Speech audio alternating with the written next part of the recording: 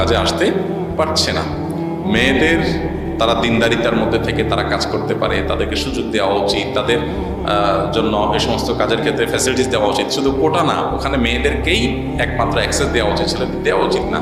যেমন মেয়েদের যেখানে সার্ভিস হবে এরকম জায়গায় মেয়েরাই শুধু অ্যাক্সেস পাবে।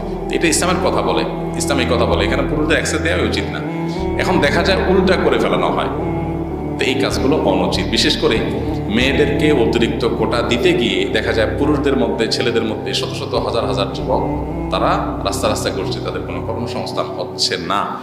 একজন মেয়ে তিনি যদি ডিভোর্সি হন, তিনি যদি কোনো কারণে নির্যাতিতা হন, বা তিনি কারণে পিছিয়ে পড়া থাকেন বা অভাবী থাকেন, তার চাকরির দরকার হয়, তিনি চাকরি করবেন। আবার যে বললাম মেয়েদের সার্ভিস রিলেটেড বিষয়গুলোতে মেয়েরাই সার্ভিস দিবেন, এগুলো ঠিক আছে, ইসলাম এগুলোর সাথে কোনো ইসলামের কোনো বিরোধ নেই।